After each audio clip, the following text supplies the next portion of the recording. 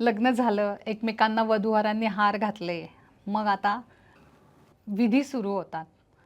खरं आता वैदिक पद्धतीने पण लग्न होतं. म्हणजे सगळे विधी आधी होतात आणि मग नंतर सगळ्यात शेवटी वधूवर एकमेकांना हार घालून लग्न होतं.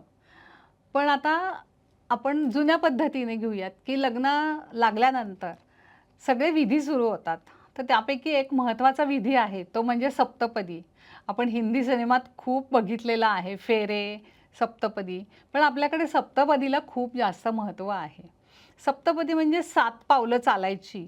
त्या 7 पावलांचा आणि त्यासोबत घेतल्या जाणाऱ्या 7 वचनांचा अर्थ आपण थोडासा बघूयात. पहिलं पाऊल अन्नधान्यासाठी. वर वधूला म्हणतो, आपल्या संसारात अन्नाची कधीही कमतरता भासू नये. आपण दोघांनी मिळून घराला अन्नधान्याने समृद्ध करावे. दुसऱ्या पावलावर वर प्रार्थना करतो, की आपल्याला शारीरिक आणि मानसिक शक्ती मिळावी, जेणेकरून आपण आपल्या सर्व संकटांशी सामना करू शकू. तिसरं पाऊल धनाचा विनियोग. तिसऱ्या पावलावर संपत्ती आणि समृद्धीची मागणी केली जाते. संसारात आर्थिक स्थैर्य लाभावे आणि धर्माच्या मार्गाने अर्थार्जन करावे असा त्याचा अर्थ होतो. चौथं पाऊल हे सुख आणि आनंदासाठी आहे. एकमेकांचा आदर करून आपण एकमेकांना आनंद देऊ, कुटुंब आनंदी ठेवू असे वचन दिले जाते.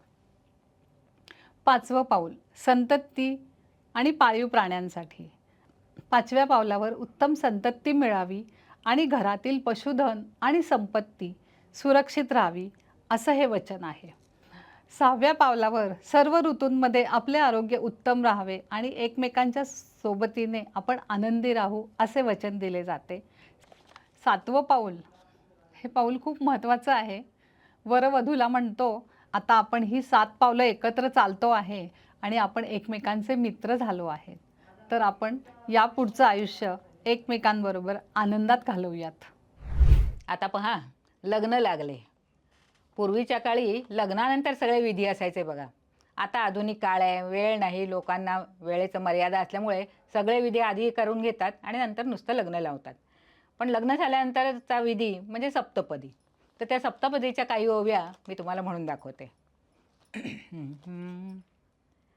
सप्तपदी ही माझे पहिले पाऊल, सप्तपदी ही माझे पहिले पाऊल, सायलीच्या वेली समफुले माझे मन, सायलीच्या वेली समफुले माझे मन, दुसरे पाऊल टाकीते मी फार हे जपून, दुसरे पाऊल टाकीते मी फार हे जपून, माझे मी पण चित्र गेले मीच हरवून, माझे मी पण चित्र गेले मीच हरवून, पाऊल तिसरे टाकिले, पाऊल तिसरे टाकिले, भाग्याचा हा क्षण, पाऊल तिसरे टाकिले, भाग्याचा हा क्षण, उभी माझ्या मनी ती सासूर वाशिण,